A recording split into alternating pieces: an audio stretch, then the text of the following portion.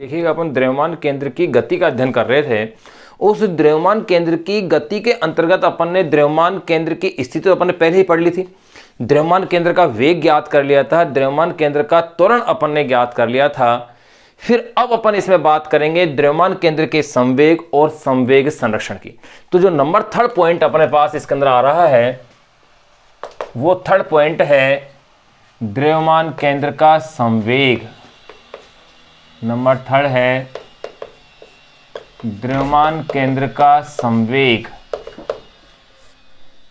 और कह सकते हैं साथ में संवेग संरक्षण, यानी द्रव्यमान केंद्र का संवेग व संवेग संरक्षण। संवेग व संवेग संरक्षण एक साथ ही अपन इसे जान रहे हैं। द्रव्यमान केंद्र का संवेग व संवेग संरक्षण। तो देखो भाई, अब इसको दो भागों में बांट के कर लेते हैं। नंबर ए अपन ले लेते हैं द्रव्यमान केंद्र का संवेग। नंबर ए द्रव्यमान केंद्र का संवेग। देखिए, संवेग होता क्या है, अपन अच्छे से जानते हैं कि संवेग से तात्पर्य है अपना रेखीय संवेग, यानी कि द्रव्यमान और वेग का जो गुणनफल होता है उसे ही अपन क्या कहते हैं, संवेग कहते हैं। तो देखिएगा, द्रव्यमान केंद्र का संवेग मैं इसे रिप्रेजेंट कर रहा हूं स्मॉल p से, PCM सदिश राशि है, वेक्टर का साइन लगा दिया अपन अपने। CM का मतलब सेंटर ऑफ मास। तो अपन क्या कहेंगे कि द्रव्यमान केंद्र के द्रव्यमान और उसके वेग का गुणनफल ही क्या कहलाएगा, संवेग कहलाएगा। यह कह सकते हैं द्रव्यमान केंद्र के लिए उसका जो संपूर्ण पिंड का द्रव्यमान कैपिटल M है और द्रव्यमान केंद्र का जो वेग है, इन दोनों का गुणनफल ही क्या कहलाएगा, रेखीय संवेग कहलाएगा। तो देखिएगा, द्रव्यमान केंद्र का रेखीय संवेग, अगर मैं रेखीय संवेग को PCM वेक्टर से लूं तो ये हो जाएगा कैपिटल M। कैपिटल M का मतलब संपूर्ण पिंड का द्रव्यमान है यहाँ पर कैपिटल M। अगर पिंड बहुत सारे कणों से मिलकर के बना है और उन सारे कणों का द्रव्यमान मिलाकर के क्या है, कैपिटल M। फिर द्रव्यमान केंद्र का वेग यानी कि VCM वेक्टर। ये अपने पास द्रव्यमान केंद्र के संवेग का क्या बन गया है, फॉर्मूला। अब देखिएगा, यहां अपन इनकी वैल्यूज अपन जानते हैं कैसे कि कैपिटल M का मतलब है M1 plus M2 dash dash plus Mn। अगर n संख्या तक उसके कण है तो प्रत्येक कण का द्रव्यमान M1 M2 Mn तक आ गया। एवं VCM वेक्टर, ये फॉर्मूला अपन ज्ञात कर ही चुके हैं पिछले लेक्चर के अंदर। यहां आपको ध्यान हो तो ये अपने पास वैल्यू आई थी M1 V1 vector plus M2 V2 vector plus dash dash plus Mn Vn vector upon में M1 plus M2 dash dash plus Mn। ये अपने पास VCM वेक्टर था। तो देखिएगा, इसलिए PCM vector is equal to, values put कीजिए, capital M की जगह क्या लिखेंगे आप, M1 plus M2 plus dash dash plus Mn। फिर आ जाएं आप इस पर, VCM की वैल्यू क्या लेंगे आप, M1 V1 vector plus M2 V2 vector plus dash dash plus Mn Vn vector upon में M1 plus M2 dash dash plus Mn। ये लीजिए, ये अपने पास ये वैल्यूज आ गई। अब आप गौर कीजिएगा, ये तो इससे कंप्लीटली क्या हो गया है, कैंसिल आउट हो गया। ये अगर कैंसिल आउट हो गया है तो द्रव्यमान केंद्र का संवेग PCM vector is equal to, मेरे पास फॉर्मूला आ गया है M1 V1 vector plus M2 V2 vector plus dash dash plus Mn Vn vector.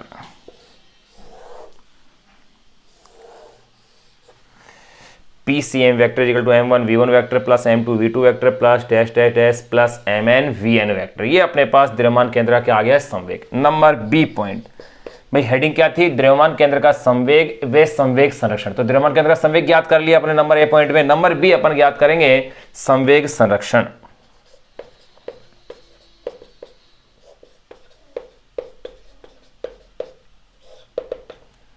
संवेग संरक्षण, अब देखो संवेग संरक्षण क्या है। अगर अपन न्यूटन के गति के द्वितीय नियम से देखें तो F vector is equal to DP vector upon DT होता है। यानी कि अगर बाह्य बल अनुपस्थित हो, अगर इस फॉर्मूले में F vector is equal to DP vector upon DT, अगर F vector is equal to 0 हो तो P vector is equal to constant, यानी बाह्य बल अनुपस्थित हो तो रेखीय संवेग का मान क्या रहता है, नियत रहता है। यही संवेग संरक्षण का क्या है, सिद्धांत है। तो देखो भाई संवेग संरक्षण के लिए अपन कैसे कह सकते हैं, तो देखिए न्यूटन के गति के द्वितीय नियम से, न्यूटन के गति के द्वितीय नियम से, न्यूटन की गति के द्वितीय नियम से अगर अपन देखें तो देखो एफ वेक्टर बाह्य बल, ये जो बाह्य बल होगा ये संवेग में परिवर्तन की दर के बराबर है। डीपी वेक्टर और सी एम का मतलब सेंटर ऑफ मास के लिए, ये अपॉन में dt मैंने कह दिया। अब देखो यदि बाह्य बल अनुपस्थित हो, यानी कि एफ बाह्य इज इक्वल टू क्या हो, 0 हो, तो इक्वेशन अपनी किस फॉर्म में आएगी वो अब अपन इसके बाद देखते हैं।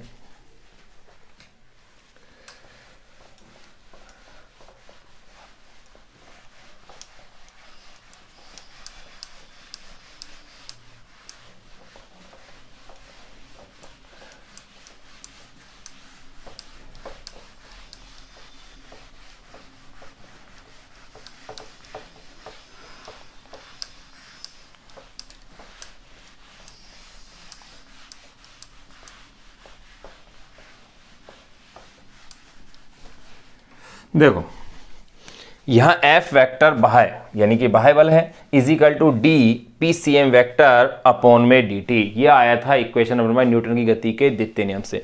अब इसी इक्वेशन में अगर ऐसा हो, देखो इससे आगे की स्टेप्स को मैं यहां लिख रहा हूं कि यदि एफ बाह्य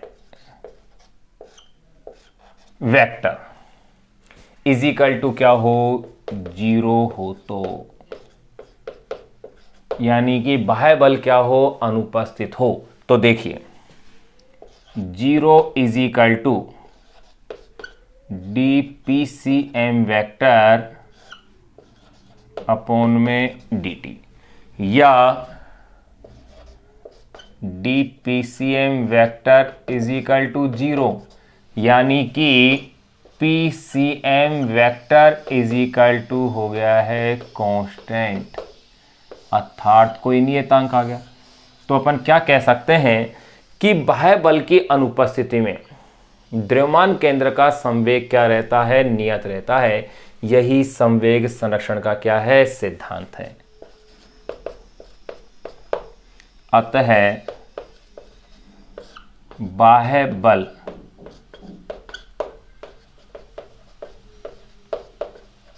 बल की अनुपस्थिति में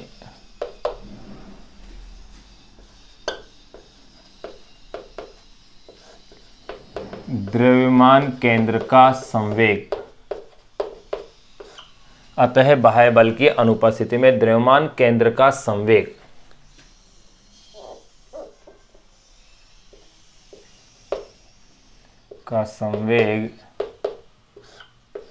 नियत रहता है। ये लो, यहां अपने पास ये पॉइंट क्लियर हो गया है।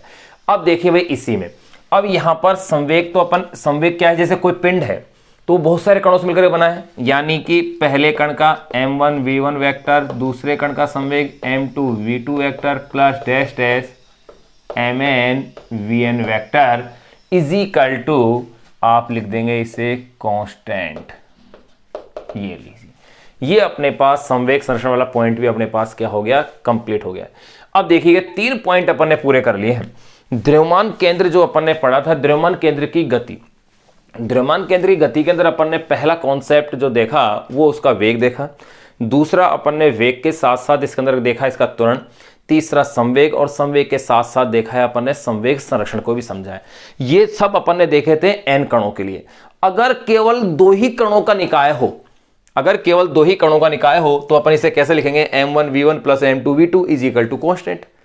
अगर दो ही कणों का निकाय हो तो देखिए अब अपन इसमें नेक्स्ट जो चौथा पॉइंट अपन ले लें वो ले लें कि यदि तंत्र केवल दो कणों से मिलकर बना हो, यदि तंत्र केवल दो कणों से मिलकर बना हो, तब देखें।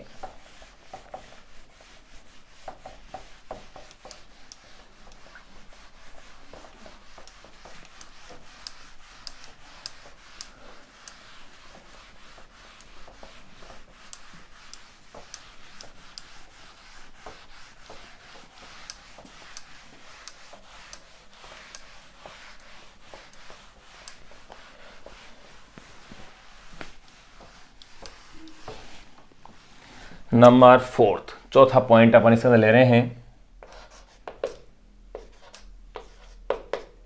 यदि तंत्र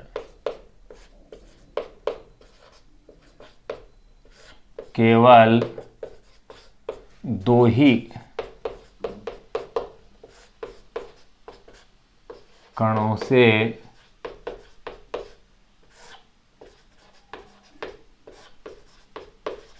मिलकर बना हो, यदि तंत्र केवल दो ही कणों से क्या हो, मिलकर बना हो, तो देखिए इसके अंदर सारे फॉर्मूले क्या क्या आएंगे। नंबर ए पर, नंबर ए में ले लेता हूं द्रव्यमान केंद्र की स्थिति।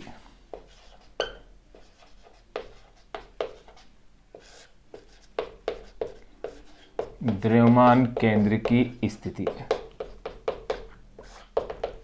द्रव्यमान केंद्र की स्थिति का याद करो, फॉर्मूला ये आया था, RCM vector is equal to M1 R1 vector plus M2 R2 vector upon में M1 प्लस M2। अगर केवल दो ही कण हो, यानी कि यहां पर पहले कण का द्रव्यमान और पहले कण के स्थिति सदिश, M2 दूसरे कण का द्रव्यमान, दूसरे कण की स्थिति स्थिति सदिश। नंबर बी अपन ले लें द्रव्यमान केंद्र का वेग।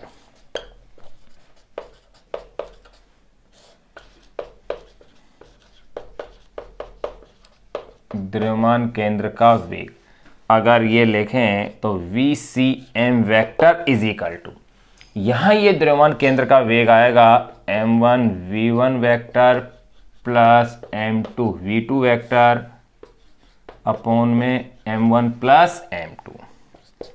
नंबर सी त्वरण,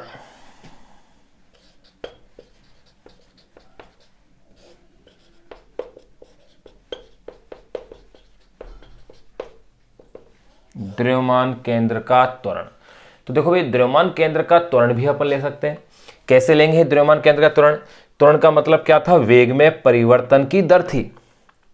याद कीजिए अपने पास जो फॉर्मूले आए थे द्रव्यमान केंद्र के त्वरण के लिए, देखें मैंने आपको बताया था ACM vector is equal to DVCM vector upon में DT। एक बार फिर से आप इसको देख लें, यहां आपने जो वैल्यूज देखी थी D अपॉन में DT, VCM वेक्टर की वैल्यू आपके पास कितनी है? देखिए M1 V1 vector plus M2 V2 vector upon में M1 प्लस M2।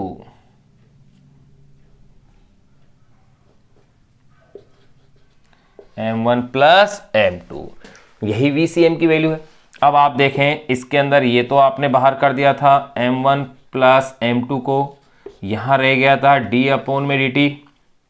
अब मैं इसकी स्टेप्स क्या ले रहा हूं, देखो M1 V1 vector plus M2 V2 vector, यहां तक की इक्वेशन अपने पास ही आ गई। फिर इसी को देखो, फिर आगे मैंने सोल्व किया था। याद कीजिए वो जो मैंने वैल्यूज ली थी वो n कणों के लिए निकाला था मैंने फॉर्मूला, और यहां पर किसके लिए निकाल रहे हैं? 2 कणों के लिए।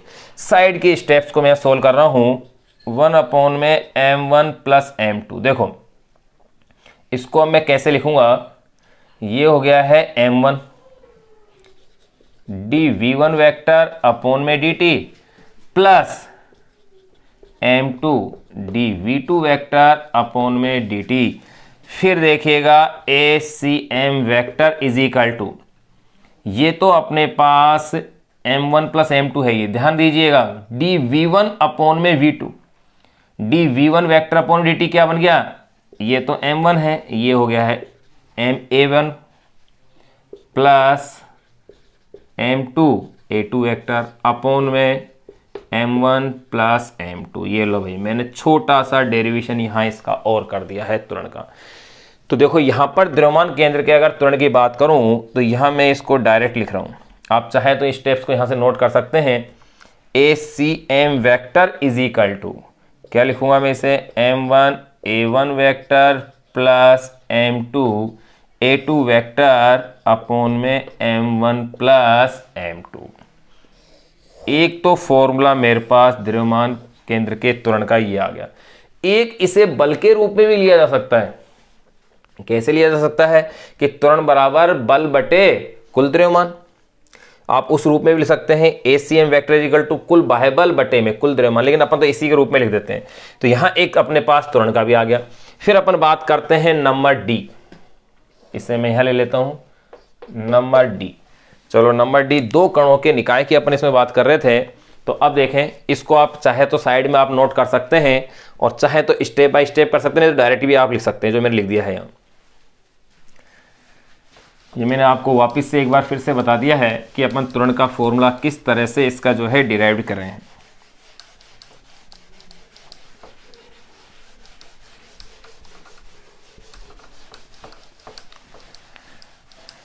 देखो भाई, number D, ABC, number D अपन इसके अंदर लेंगे संवेग कि दो कणों का है। तो दो कणों के लिए संवेग के लिए क्या फॉर्मूला बनेगा, संवेग, देखो इसका फॉर्मूला लिखेंगे PCM vector is equal to, यहां आपने अभी थोड़ी देर पहले ही इसमें पढ़ा है कि n कणों के लिए देख लिया था अपन ने। अब कितने कणों के लिए देखेंगे अपन, दो कणों के लिए। अगर दो कणों के संवेग की अगर अपन बात करें तो यहां इक्वेशन क्या बनेगी, m1 v1 vector plus m2 v2 vector, यही इक्वेशन रहेगी। नंबर D के बाद नंबर E। अब अपन बात कर लें संवेग संरक्षण की।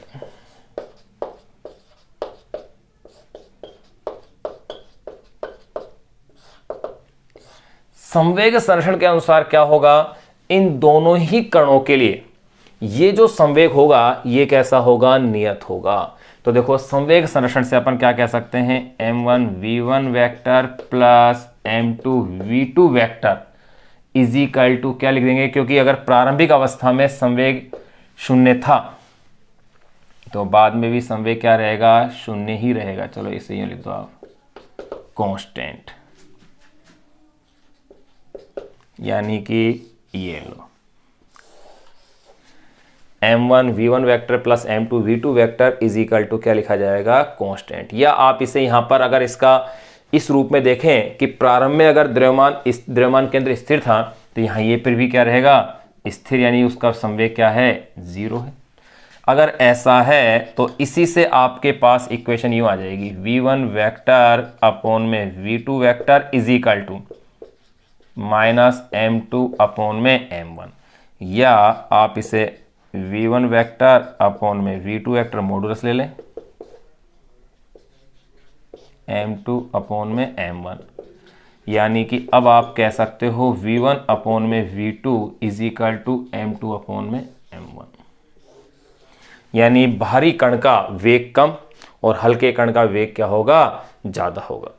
यहां अपन ने द्रव्यमान केंद्र को केवल दो ही कणों से मिलकर के बना, अगर यदि तंत्र केवल दो ही कणों से मिलकर बना है माने तो उसके लिए आगे थे डायरेक्ट फॉर्मूले आप इनको याद रखें, क्योंकि n कणों के लिए तो अपन निकाल चुके थे।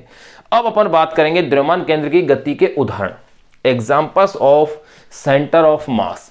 इसमें 3 एग्जांपल्स अपनी एनसीईआरटी बुक में एक्सप्लेन किए हुए हैं, हेडिंग के रूप में नहीं है, लेकिन द्रव्यमान केंद्र की गति का जो टॉपिक है उसके साथ साथ उसमें दिया हुआ है। एक तो है चंद्रमा पृथ्वी का निकाय, एक है परवलयाकार पथ पर किसी प्रक्षेप्य का, और एक अपन को इसके अंदर दे रखा है, भाई दो तो ये हो गए, एक अपन को दे रखा है रेडियो एक्टिव जो पदार्थ है कि रेडियम जो चेंज हो रहा है दूसरे पदार्थ के अंदर, रेडोन है उसके अंदर, तो उसका नाभिकीय विघटन की जो घटना हो रही है, उनके 3 के एग्जाम्पल्स हैं। उन तीनों ही एग्जाम्पल्स की थ्योरी अपन यहां नोट करेंगे क्योंकि अच्छे कॉन्सेप्ट है वो। एक बार आप इसे नोट करें या स्क्रीनशॉट भी आप इसका ले सकते हैं।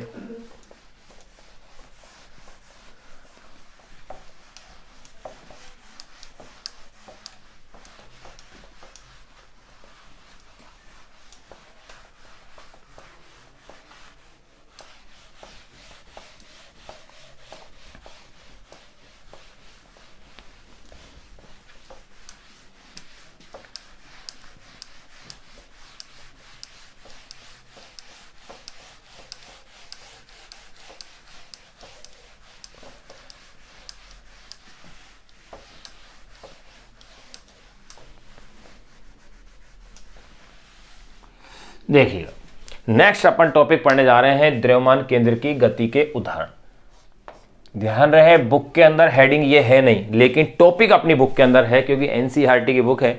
अपन तो उसको पॉइंट टू पॉइंट एक्सप्लेन करने के लिए उसको टॉपिकों के रूप में बांट रहे हैं। उस टॉपिक को, टॉपिक में अपने हेडिंग है द्रव्यमान केंद्रीय गति, जो बुक में दे रखी है उसी का हिस्सा है, लास्ट में दे रखा है।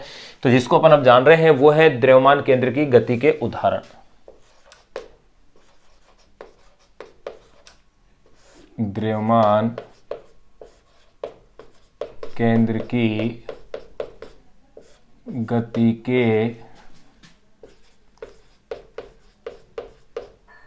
के उदाहरण, यानी कि examples of centre of mass of motion.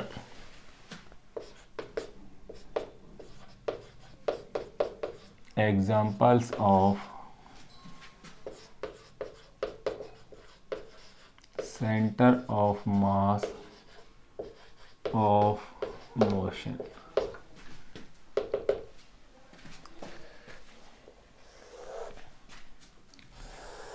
द्रव्यमान केंद्र की गति के उदाहरण, इसमें पहला एग्जाम्पल अपन जो देख रहे हैं वो है पृथ्वी चंद्रमा। नंबर 1, पृथ्वी चंद्रमा निकाय के द्रव्यमान केंद्र की गति। पृथ्वी चंद्रमा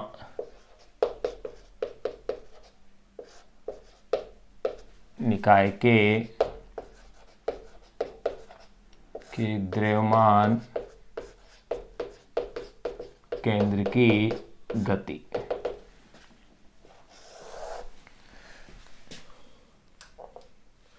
पृथ्वी चंद्रमा निकाय के द्रव्यमान केंद्र की गति। देखो, इसमें ध्यान रहे कि जो सूर्य है उस सूर्य के चारों पृथ्वी दीर्घवृत्ताकार कक्षा में परिक्रमा करती है, और पृथ्वी के चारों ओर चंद्रमा एक वृत्ताकार पथ में परिक्रमा करता है।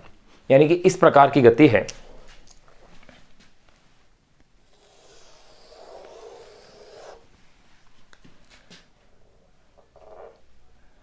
ये कोई दीर्घवृत्ताकार मैंने पथ बनाया है, दीर्घवृत्ताकार पथ है। इस दीर्घवृत्ताकार पथ में सूर्य यहां है, एस यानी सन, यानी कि सूर्य है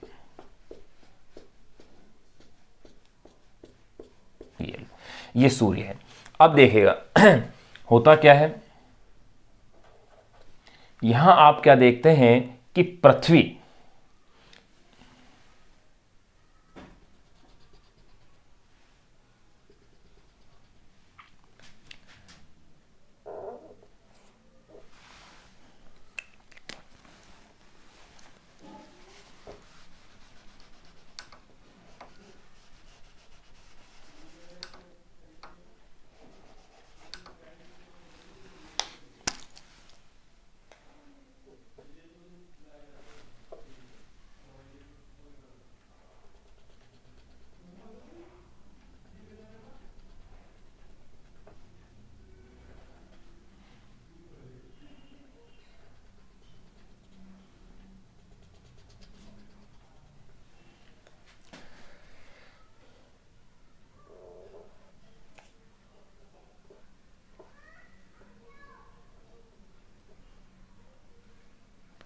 देखो भाई, यहां इसमें क्या है, एक द्रव्यमान केंद्र के चारों ओर वास्तव में ये परिक्रमा करते हैं। ये है CM, यानी कि सेंटर ऑफ मास।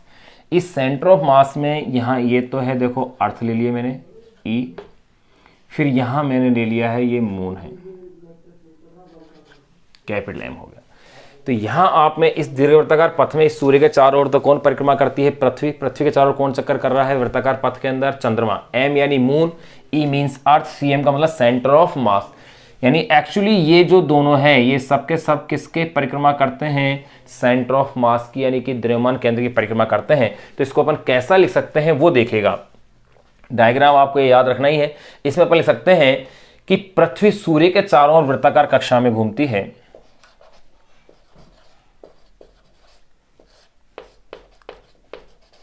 पृथ्वी सूर्य के चारों ओर वृत्ताकार कक्षाओं में घूमती है। पृथ्वी सूर्य के चारों ओर दीर्घ वृत्ताकार लिखेंगे, दीर्घ वृत्ताकार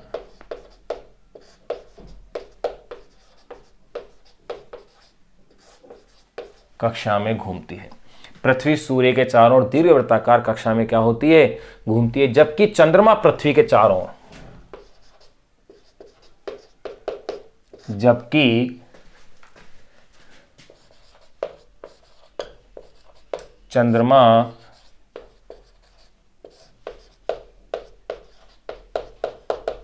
पृथ्वी के चारों ओर, जबकि चंद्रमा पृथ्वी के चारों ओर वृत्ताकार कक्षा में घूमता है। जबकि चंद्रमा पृथ्वी के चारों ओर वृत्ताकार कक्षा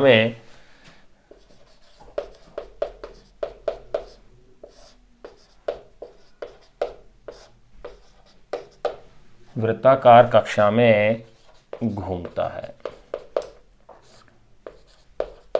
क्या लिखा मैंने, पृथ्वी सूर्य के चारों ओर दीर्घ वृत्ताकार कक्षा में घूमती है, जबकि चंद्रमा पृथ्वी के चारों ओर वृत्ताकार कक्षा में क्या होता है, घूमता है। और पृथ्वी एवं चंद्रमा दोनों एक ही उभयनिष्ठ एवं पृथ्वी व चंद्रमा दोनों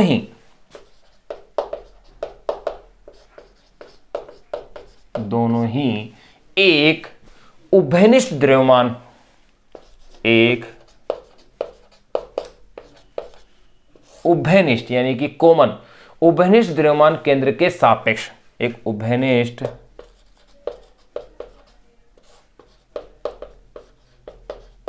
द्रव्यमान केंद्र के सापेक्ष एवं पृथ्वी व चंद्रमा दोनों ही एक उभयनिष्ठ द्रव्यमान केंद्र के सापेक्ष वृत्ताकार कक्षा में घूमते हैं,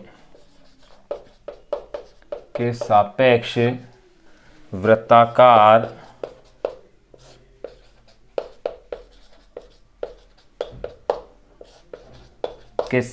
वृत्ताकार कक्षा में घूमते हैं। तो देखिए आपने, पृथ्वी सूर्य के चारों ओर दीर्घ वृत्ताकार कक्षा में घूमती है, चंद्रमा पृथ्वी के चारों ओर वृत्ताकार कक्षा में घूमता है, और पृथ्वी और चंद्रमा का निकाय एक उभयनिष्ठ द्रव्यमान केंद्र यानी सेंटर ऑफ मास के चारों ओर घूमते हैं। इसी तरह से लिखा है अपन ने। तो देखो यही मैंने लिख दिया कि वृत्ताकार कक्षा में घूमते हैं। पृथ्वी और चंद्रमा के बीच पारस्परिक आकर्षण बल,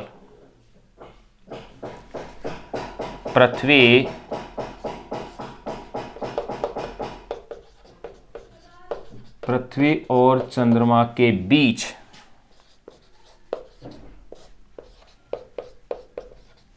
पारस्परिक आकर्षण बल, पृथ्वी और चंद्रमा के बीच पारस्परिक आकर्षण बल इस निकाय का आंतरिक बल होता है। पारस्परिक आकर्षण बल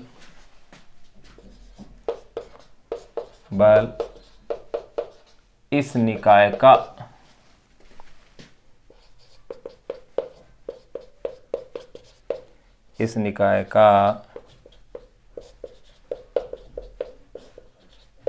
आंतरिक बल होता है।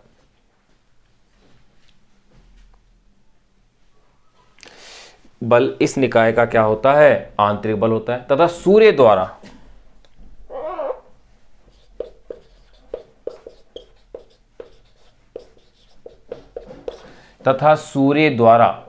पृथ्वी व चंद्रमा पर लगाया गया, तथा सूर्य द्वारा पृथ्वी व चंद्रमा पर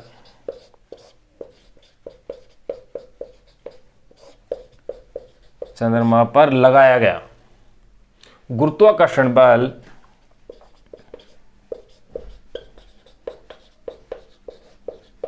गुरुत्वाकर्षण बल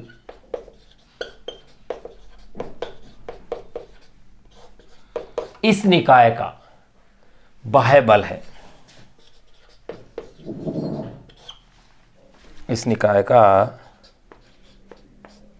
बाह्य बल है। इसलिए पृथ्वी चंद्रमा निकाय का द्रव्यमान केंद्र, इसलिए पृथ्वी चंद्रमा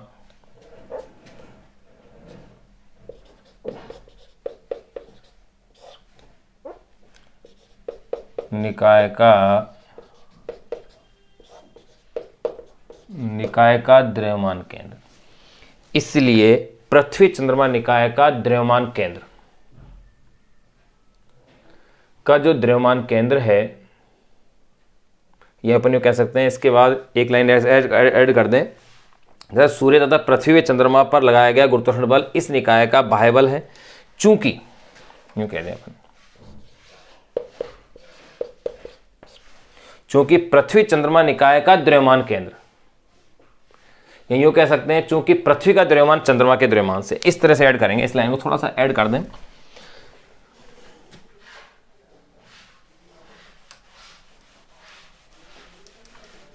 देखिए यहां अपन कैसे क्या कह सकते हैं, लगाया गुरुत्वाकर्षण बल इस निकाय का बाह्य बल है। चूंकि पृथ्वी का द्रव्यमान, चूंकि पृथ्वी का द्रव्यमान चंद्रमा के द्रव्यमान से लगभग, चूंकि पृथ्वी का द्रव्यमान चंद्रमा के द्रव्यमान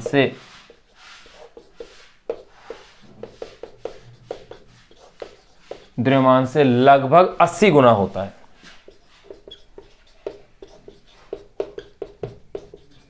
लगभग 80 गुना होता है। देखो, चूंकि पृथ्वी का द्रव्यमान चंद्रमा के द्रव्यमान से लगभग क्या होता है, 80 गुना होता है। इसलिए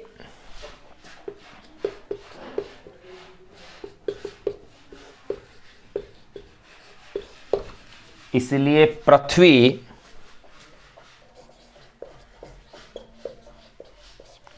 चंद्रमा निकाय का द्रव्यमान केंद्र, इसलिए पृथ्वी चंद्रमा निकाय का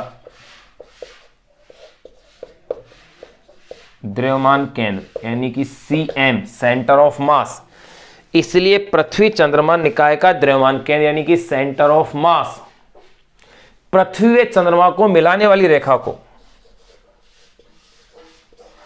पृथ्वी व चंद्रमा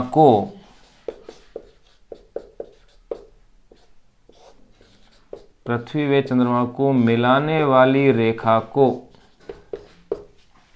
इसलिए पृथ्वी चंद्रमा निकाय का द्रव्यमान केंद्र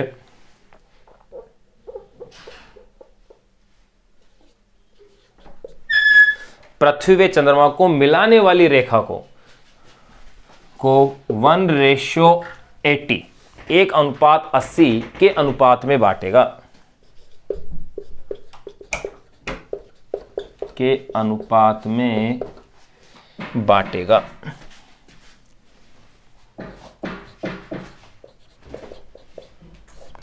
इस अनुपात के अंदर इसे क्या होता है, बांट देता है। इस अनुपात के अंदर उसको बांटेगा। अब अपन यो कह सकते हैं यानी कि पृथ्वी के अधिक निकट होगा तथा यह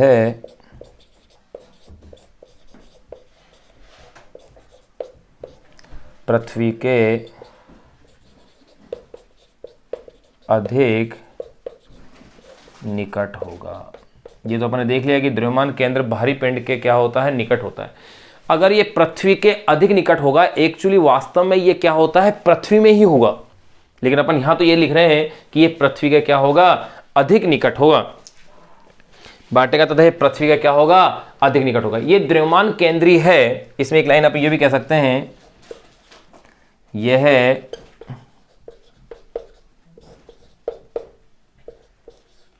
द्रव्यमान केंद्र ही है जो सूर्य के चारों ओर दीर्घवृत्ताकार कक्षा में घूम रहा है, जो सूर्य के चारों ओर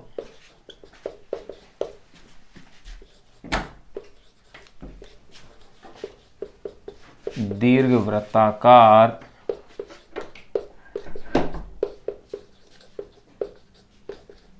में घूम रहा है। ये लीजिए, यहां अपन ने पहला एग्जाम्पल अपन ने कर लिया है कंप्लीट।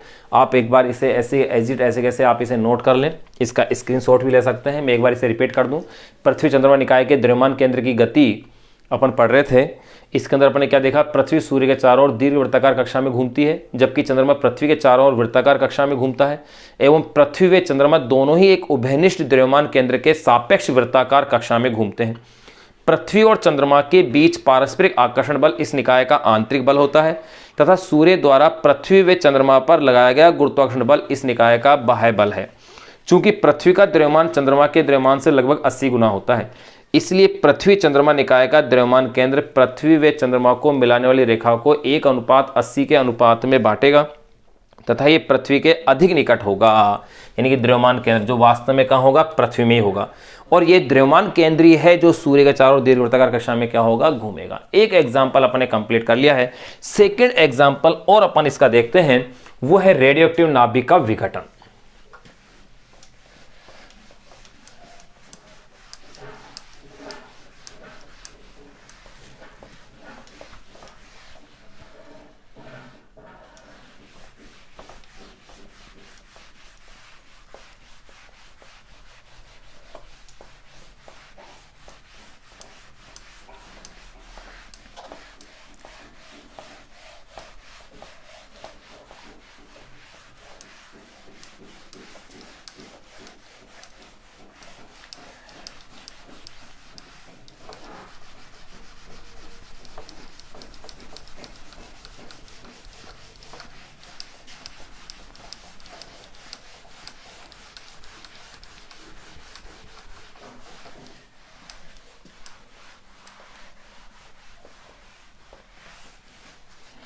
देखिए भाई, सेकंड एग्जांपल द्रव्यमान केंद्र की गति का। चलो रेडियोएक्टिव नाभिक की जगह प्रक्षेपी गति के दौरान विस्फोट भी ले लें अपन। सेकंड एग्जांपल ये ले लेते हैं, प्रक्षेपी गति के दौरान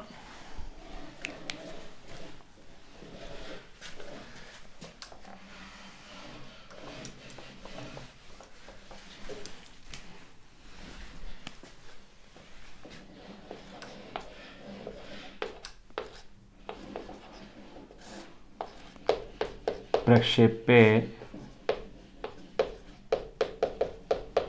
गति के दौरान विस्फोट।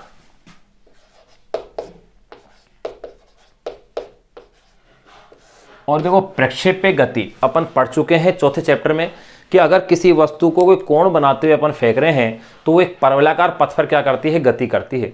इस प्रकार की गति प्रक्षेपी गति थी, जैसे धनुष से छोड़े गए तीर की गति है। किसी पत्थर को अपन फेंक रहे हैं, उसका पथ परवलयाकार होगा, उसकी गति क्या होगी, प्रक्षेपी गति होगी।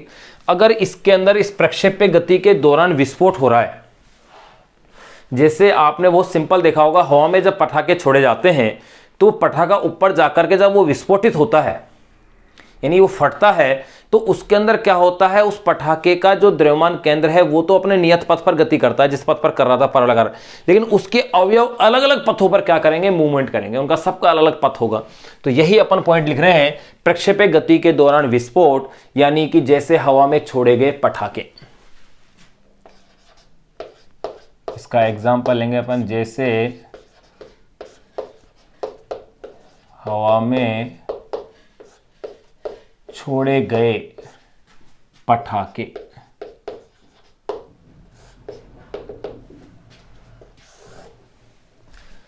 प्रक्षेपी गति के दौरान विस्फोट या हवा में छोड़े गए पटाखे। देखो, प्रक्षेपी का पथ परवलयाकार होता है, ये अपन प्रूफ कर चुके हैं। जैसे मान लिया कि कोई प्रक्षेपी इस प्रकार मूव कर रहा था, ये कोई प्रक्षेपी है, कोई पटाखा है, अगर इस प्रकार ये गति कर रहा है और इस पटाखे में मान लिया कि इस जगह इसके अंदर क्या होता है, विस्फोट हो जाता है। इस पटाखे में यहां पर क्या होता है, इसके अंदर ये विस्फोट होता है। विस्फोट होने पर इसके क्या होंगे, टुकड़े होंगे कई। लेकिन आप क्या देखेंगे, इसके द्रव्यमान केंद्र का जो पथ है वो तो यही बना रहेगा, यानी कि वही परवलयाकार पथ रहेगा। यानी कि यूं कह सकता हूं मैं, तो path of centre of mass यही होगा, path of centre of mass वो तो क्या होगा, यही होगा। लेकिन उसके जो टुकड़े होंगे उन सबका पाथ क्या होगा, अलग अलग हो जाएगा। जैसे एक टुकड़े का परवलयाकार पाथ यूं हो जाएगा, दूसरे एक अवयव का परवलयाकार पाथ यूं हो जाएगा, हर एक का, एक अवयव का ये हो जाएगा। यानी हर अवयव का परवलयाकार पाथ क्या है, अलग अलग हो जाएगा।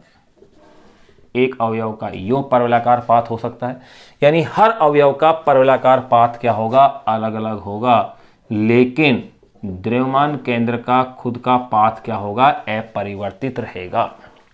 और ये अपन कॉन्सेप्ट जान चुके हैं कि जब बाह्य बल अनुपस्थित होता है तो संवेग तो क्या रहता है, नियत रहता है। वेग के फॉर्मूले में अपने देखा था, वेग वाले के लिए अपन कह सकते हैं वेग या तो नियत होगा, या तो एक नियत वेग से गति करेगा, या फिर कैसा होगा, शून्य होगा। तो यहां अपन ने ये चीज अपन ने देख ली है। अब इसको अपन देखो नोट कर लें। यहां आपको ध्यान हो तो ये x आपने लिया था, यहां y था, ये लो। तो देखो इसके बारे में अपन लिख लेते हैं कि अपन यो कह सकते हैं परवलयाकार पथ पर गतिमान प्रक्षेप्य जब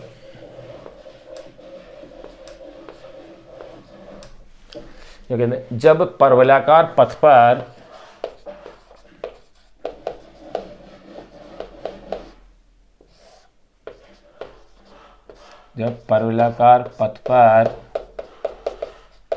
पथ पर गतिमान प्रक्षेप्य, जब परवलयाकार पथ पर गतिमान प्रक्षेप्य जो पृथ्वी के गुरुत्वाकर्षण बल, जो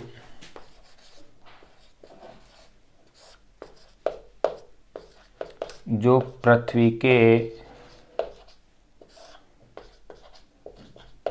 गुरुत्वीय बल, जो कि बाह्य बल है, एक तरह से नियत रहता है, बाह्य बल के प्रभाव में गति करता है।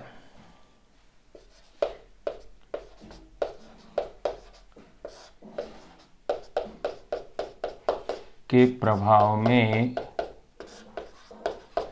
प्रभाव में गति करता है। जब परवलयाकार पथ पर गतिमान प्रक्षेप्य जो पृथ्वी के गुरुत्वीय बल यानी कि बाह्य बल के प्रभाव में क्या करता है, गति करता है, विस्फोटित होकर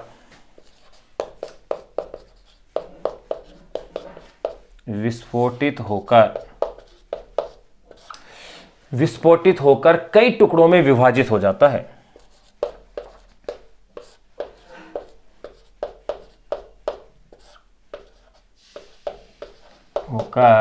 कई टुकड़ों में विभाजित हो जाता है, करता है, विस्फोटित होकर कई टुकड़ों में विभाजित हो जाता है। तो विस्फोट की क्रिया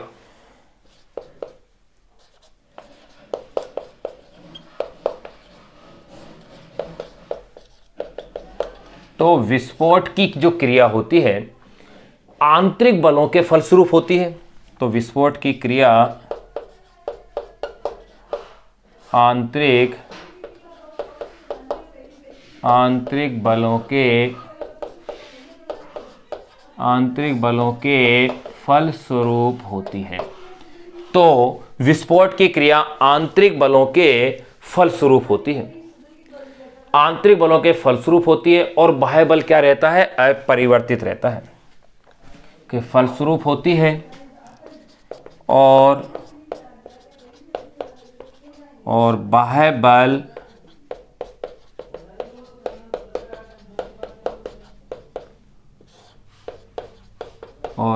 बल क्या रहता है, अपरिवर्तित रहता है। देखिए विस्फोट की क्रिया आंतरिक बलों के फलस्वरूप होती है, और बाह्य बल क्या रहता है, अपरिवर्तित रहता है। या यूं कह सकते हैं अपरिवर्तित रहेगा, टुकड़ों विभाजित हो जाता है। तो विस्फोट की क्रिया आंतरिक बलों के फलस्वरूप होती है और बाह्य बल अपरिवर्तित रहेगा। अपरिवर्तित रहेगा और बाह्य बल इसमें अपरिवर्तित रहेगा। इस अवस्था में टुकड़े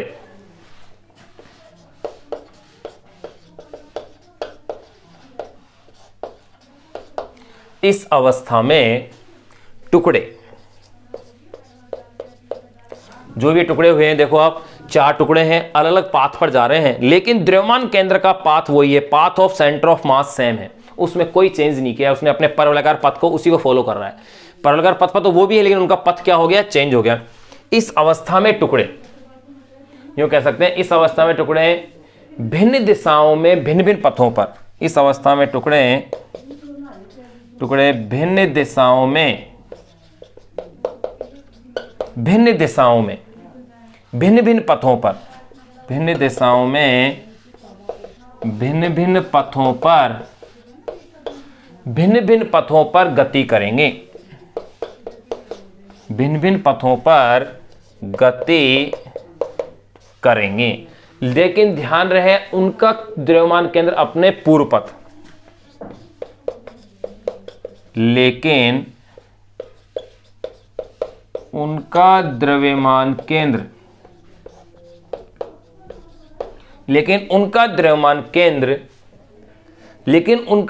केंद्र अपने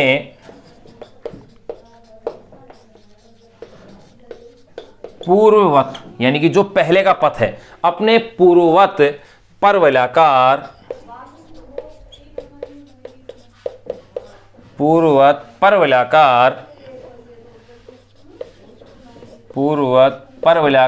पथ पर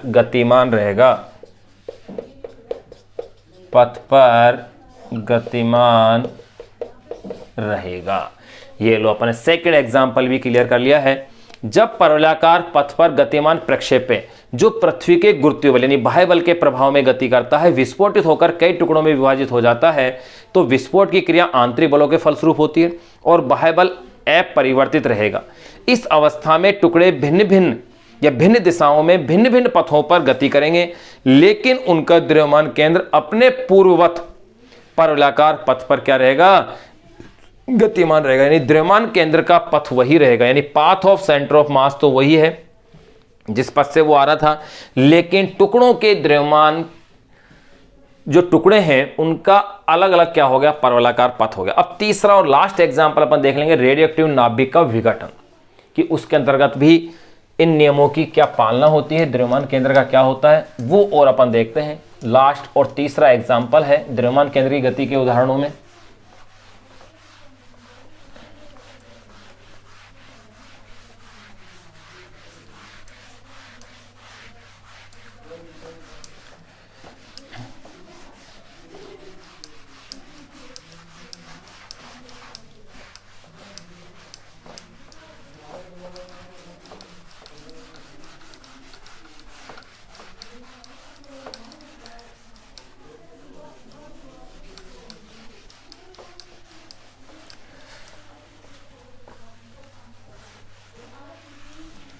देखो भाई, लास्ट और थर्ड एग्जाम्पल अपन बात कर रहे हैं, वो है रेडियोएक्टिव नाभिक का विघटन।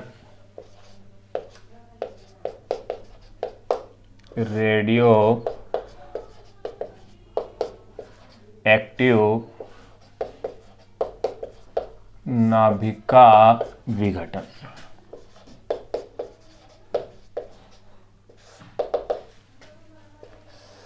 देखो इसको थोड़ा सा आप ध्यान दीजिएगा। रेडियोएक्टिव पदार्थ प्रकृति में पाए जाने वाले ऐसे पदार्थ होते हैं जिनसे विकिरण उत्सर्जित होते रहते हैं, और ये विकिरण होते हैं अल्फा, बीटा और गामा। जब ये इनसे विकिरण निकलते हैं तो एक तत्व दूसरे तत्व में क्या होता है, परिवर्तित हो जाता है। इस घटना को अपन रेडियोएक्टिवता कहते हैं। यानी प्रकृति में कुछ पदार्थ ऐसे पाए जाते हैं जिनसे स्वतः ही विकिरण उत्सर्जित होते रहते हैं, ऐसे पदार्थ कहलाते हैं रेडियोएक्टिव पदार्थ, और पदार्थ की इस घटना को कहते हैं रेडियोएक्टिवता। अब इसमें अपन एग्जाम्पल के रूप में देखें, जैसे कि आपके पास ये कोई एक एलिमेंट है, ये यूँ कह सकते हैं कोई नाभिक है, रेडियम है, Ra कोई रेडियम है। अब इससे अल्फा कण निकलता है। अल्फा कण क्या होते हैं, हीलियम के नाभिक होते हैं He42। अगर इस रेडियम से अल्फा कण निकल जाता है तो आप क्या देखेंगे कि इसका जो द्रव्यमान केंद्र है, वो अगर इस पथ पर ये गतिमान था तो ये इसी पथ पर क्या रहेगा, गतिमान रहेगा। इसी पथ पर गतिमान रहने का क्या करेगा, ये प्रयास करेगा। चलो इसे थोड़ा सा इधर बना दें ताकि आगे का दूसरा पार्ट भी अपन इसका शो कर सकें।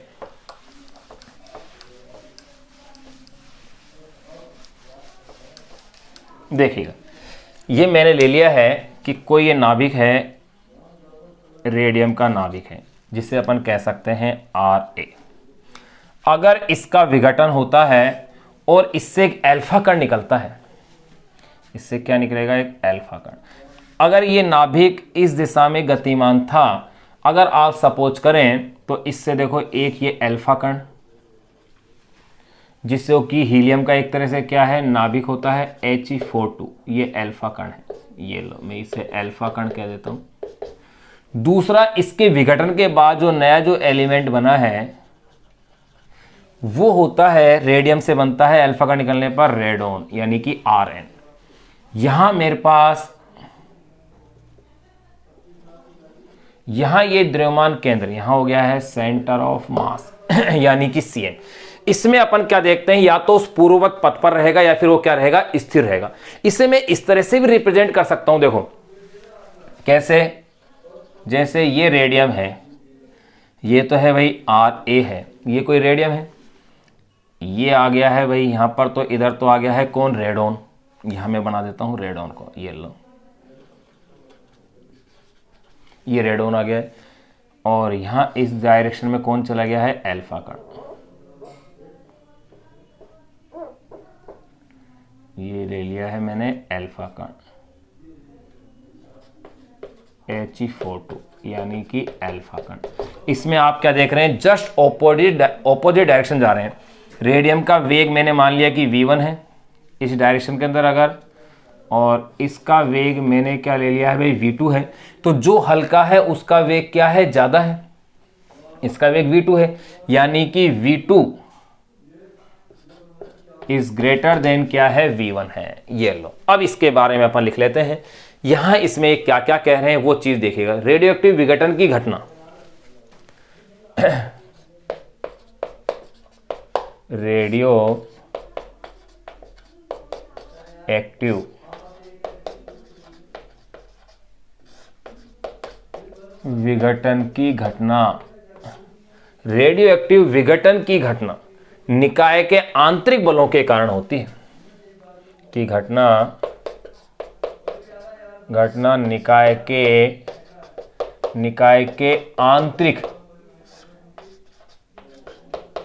के आंतरिक बलों के कारण होती है। ये लो, रेडियोएक्टिव विघटन की घटना निकाय के आंतरिक बलों के कारण होती है। इसलिए निकाय का प्रारंभिक एवं अंतिम संवेग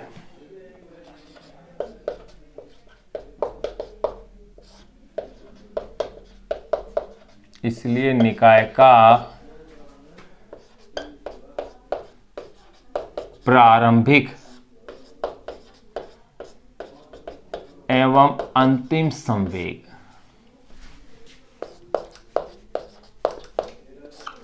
प्रारंभिक एवं अंतिम संवेग शून्य होता है, या यूं कह सकते हैं बराबर होता है। क्या होता है, शून्य होता है, जिससे विघटित अवयव एक दूसरे के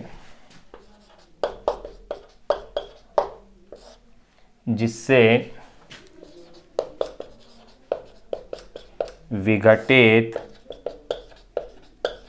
अवयव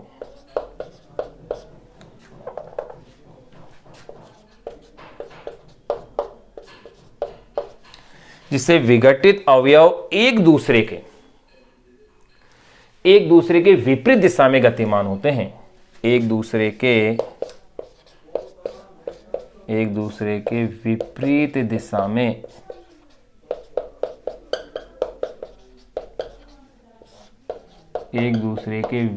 दिशा में गतिमान होते हैं, जिससे विघटित अवयव एक दूसरे के विपरीत दिशा में क्या होते हैं, गतिमान होते हैं।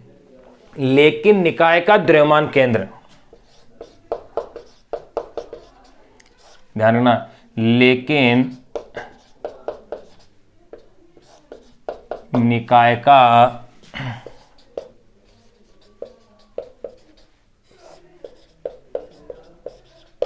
द्रव्यमान केंद्र, लेकिन निकाय का द्रव्यमान केंद्र विराम अवस्था में ही रहता है।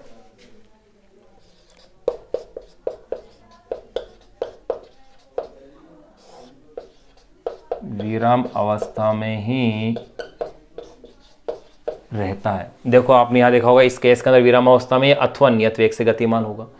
विराम अवस्था में ही रहता है, विराम अवस्था में रहता है, अथवा द्रव्यमान केंद्र पूर्व दिशा में ही गमन करता है, रहता है, अथवा पूर्व दिशा। पूर्व दिशा से तात्पर्य है जिस दिशा में वो गतिमान था, अगर गतिमान है तो उसी दिशा में क्या होगा, गतिमान रहेगा, यानी नियत वेग से। तो द्रव्यमान केंद्र विराम अवस्था में ही रहता है अथवा पूर्व दिशा में ही गमन करता है, में ही गमन करता है। तो देखो ये अपन ने द्रव्यमान केंद्रीय गति के उदाहरण अपन ने पढ़ लिए हैं। अब इसके बाद का जो टॉपिक अपन डिस्कस करेंगे वो है द्रव्यमान केंद्र द्विकर्ण तंत्र के बारे में। द्रव्यमान केंद्र के बाद है द्विकर्ण तंत्र, जो निकाय है उसके जो एग्जाम्पल्स हैं उन एग्जाम्पल को, जैसे पृथ्वी चंद्रमा निकाय है द्विकर्ण तंत्र हो गया, इलेक्ट्रॉन पॉजिट्रॉन का द्विकर्ण तंत्र हो गया, सामान्य द्रव्यमान की अपन उसके अंदर भी बात कर लेंगे। तो ये टॉपिक और पढ़ने के बाद फिर अपने पास इसके अंदर है वो है सदिशों का सदिश गुणनफल, यानी कि क्रॉस प्रोडक्ट है, वो अपन को पढ़ना है। आप इसका स्क्रीनशॉट ले सकते हैं, इसको एज इट इज कैसे आप नोट कर लें एक बार। फिर अब आपके बाद नेक्स्ट टॉपिक अपन इसके बाद जो शुरू करने जा रहे हैं वो है द्विकर्ण तंत्र।